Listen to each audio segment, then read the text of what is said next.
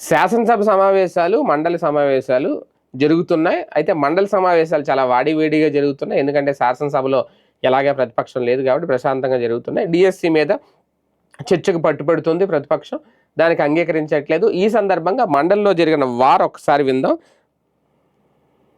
ఆయన మాట్లాడుతూ కొత్త సత్యనారాయణ గారు దత్తమ్మ మనిషి మనిషి మనిషి మనిషి మనిషి మనిషి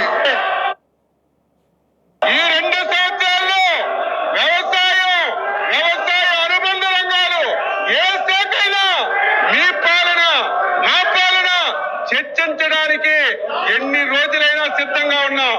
దత్తమ్మ అనేది అన్పార్లమెంట్ అయితే చెప్పండి అధ్యక్ష, దత్తమ్మ అనేది అన్పార్లమెంట్ అయితే చెప్పండి, క్షమాపణ చెప్తాను, నాకేం అభ్యంతరం లేదు. చేత కాని వాళ్ళని దత్తమ్మలు అంటారు. విద్యాశాఖ మంత్రిగా ఉండి విద్యాశాఖ ఇది ఈయన అన్నది.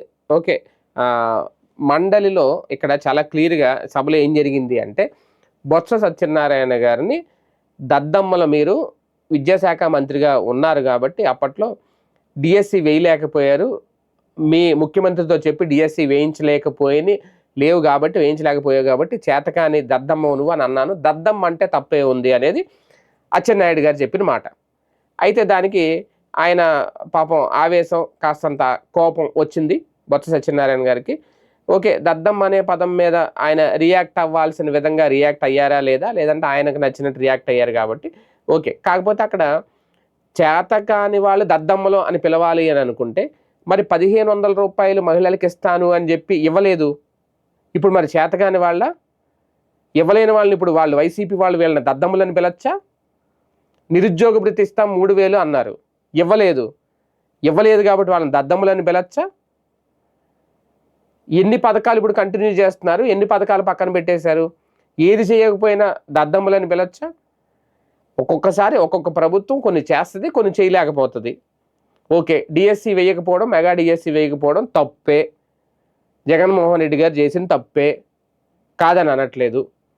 కానీ ఇక్కడ ఆ తప్పుని ఓకే వాళ్ళు రాజకీయం చేస్తున్నారా ఏంటనేది ఒకటి.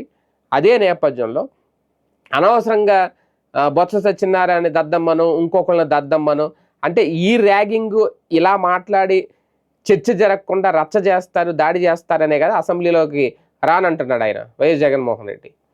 అసలు మాకు మాట్లాడే అవకాశం ఎవరు, వాళ్ళు అరిచి మీద పడిపోతారు, మైక్ ఎవరు మాకు, వెళ్ళి వేస్ట్ అంటున్నారు. ఇప్పుడు ఇలాంటివి చూస్తే నిజమేనే, మొన్నటి వరకు నేను కూడా అన్నా వెళ్ళొచ్చు కదా, ఎందుకు ప్రజలు ఎన్నుకోబడ్డ నాయకుడు బయట కూర్చుంటే అలాగా సభలోకి వెళ్ళాలి. కానీ ఈ పరిస్థితి చూస్తే ఆయన వెళ్ళకపోవడమే బెటరే అంటున్నారు చాలామంది. ఎందుకంటే ఇలాగే ఉంటుంది అనేది, సభకి వెళ్ళకపోవడం అనేది ఆయన ఇష్టం. ఓకే, రేపొద్దున ఎలాంటి యాక్షన్ తీసుకుంటారు ఇవన్నీ అన్నిటికీ తెగిచ్చున్నాడు ఆయన. కాకపోతే ఇక్కడ మరీ ఇంత దారుణంగా దద్దమ్మని తిట్టడం, మరి చేతకాని వాళ్ళు దద్దమ్మలంటే, ఆ పని చేయని వాళ్ళు దద్దమ్మలంటే మరి వీళ్ళు కూడా చాలా చేయట్లేదు. రేపు నుంచి వైసీపీ వాళ్ళు వీళ్ళని కూడా దద్దమ్మని పిలుస్తారా? పైగా పదే గొడ్డల పార్టీ బయట మాట్లాడితే ఓకే, సభలో కూడా చట్టసభల్లో కూడా వైసీపీ నాయకులు అనొచ్చు, లేదంటే ప్రతిపక్ష నాయకులు అని అనాలి. అక్కడ ఈ గొడ్డల పార్టీ ఏంటి? వాళ్ళ పార్టీ పేరు గొడ్డల పార్టీయా? లేదు, గొడ్డలు పెట్టి వివేకానంద రెడ్డిని నరికేశారు జగన్మోహన్ రెడ్డి అని ఏమైనా కోర్టులు చెప్పియా? ఏమైనా రుజువైందా? నేరం రుజువైందా? రుజువు అవ్వకుండా వీళ్ళు ఎలా డిసైడ్ చేస్తారు?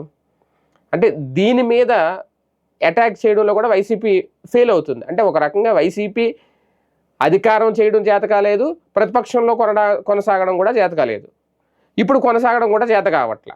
అక్కడ సభలో శాసన మండలిలో 30 మందికి పైగా ఎమ్మెల్సీలు వైసీపీ వాళ్ళే ఉన్నారు.